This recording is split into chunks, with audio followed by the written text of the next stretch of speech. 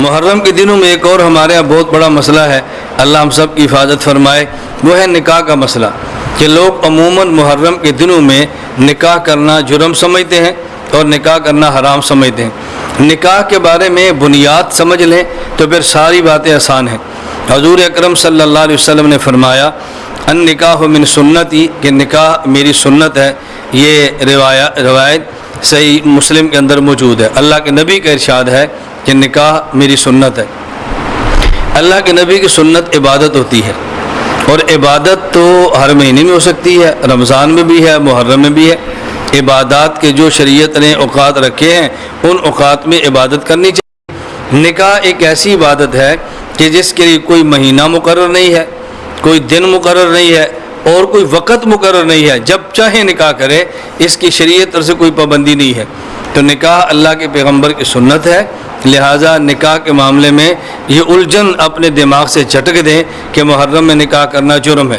تو رسول اللہ صلی اللہ علیہ وسلم نے جو سب سے پہلا نکاح کیا ہے حضرت خدیجہ رضی اللہ تعالی عنہا سے، اس کے بارے میں روایت میں ہے تزوج محمد صلی اللہ علیہ وسلم خدیجہ یوم عاشوراء تاریخ الخمیس، اللہ کے نبی نے سب سے پہلا نکاح حضرت خدیجہ سے محرم کے اندر کیا ہے، اور 10 محرم کو کیا ہے۔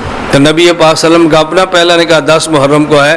جب ہمارا یہ عقیدہ ہے کہ نبی معصوم ہے، نبی معصوم ہے، پیغمبر اعلان نبوت سے پہلے اعلان نبوت کے بعد کبھی بھی گناہ نہیں کرتا، تو اگر محرم بطور خاص 10 محرم کو نکاح کرنا گناہ ہوتا تو اللہ کے نبی کیسے فرماتے، کیسے ممکن تھا؟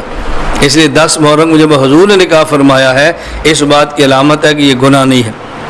یہ میں نے بات اس لیے کی ہے کہ کوئی بندہ آپ کو دھوکہ نہ دے کہ جی اللہ کے نبی صلی اللہ علیہ وسلم نے 10 محرم کو نکاح کیا ہے، تو اس وقت تو ابھی آپ نے نبوت کا اعلان نہیں کیا تھا، ابھی شریعت آئی نہیں تھی، یہ شریعت کے نزول کے پہلے کی باتیں ہیں۔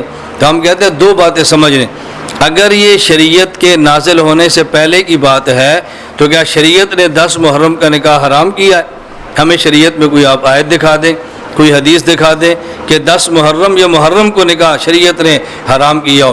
شریعت میں حرام ہے نہیں، اور نبی پاک صلی اللہ علیہ وسلم نے نزول قرآن سے پہلے اگر کیا تو حضور تو اس وقت بھی معصوم تھے، اعلان نبوت سے قبل بھی نبی معصوم ہوتا ہے، پیغمبر تو گناہ اور جرم کا ارتکاب ہرگز نہیں کرتا۔ اور دوسری بات، حضور اکرم صلی اللہ علیہ وسلم کی 4 بیٹیاں ہیں، نمبر 1 زینب، نمبر 2 رقیہ، نمبر 3 ام کلثوم، اور نمبر 4 حضرت فاطمہ الزہرا رضی اللہ تعالیٰ عنہ، آپ کی 4 رضی اللہ تعالیٰ عنہن، یہ 4 بیٹی ہیں۔ ان میں زینب کا نکاح حضرت ابو العاص رضی اللہ تعالیٰ عنہ سے ہوا ہے، اور رقیہ ام کلثوم کا نکاح یک کے بعد دیگرے حضرت عثمان غنی رضی اللہ تعالیٰ عنہ سے پہلے حضرت رقیہ سے ہوا، ان کی وفات کے بعد حضرت عثمان غنی کے ساتھ آپ کی دوسری صاحبزادی حضرت ام کلثوم رضی اللہ تعالیٰ عنہ کا نکاح ہوا ہے۔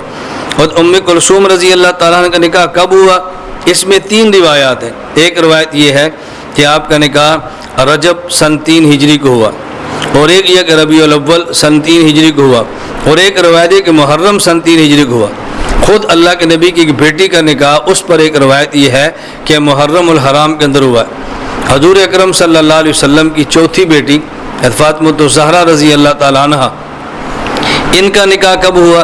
ان کے بارے میں 2 روایتیں ہیں۔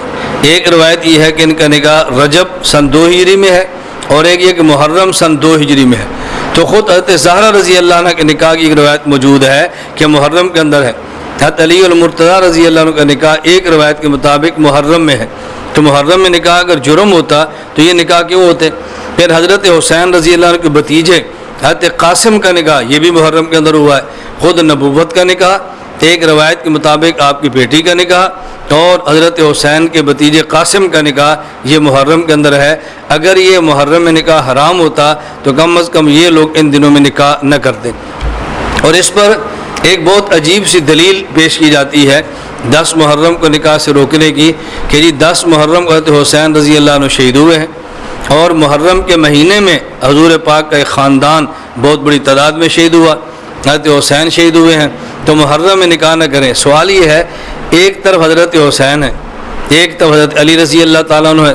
حضرت علی باپ ہیں، حسین بیٹے ہیں، حضرت علی خلیفہ 4 چوتھے نمبر کے ہیں، حسین بعد کے ہیں۔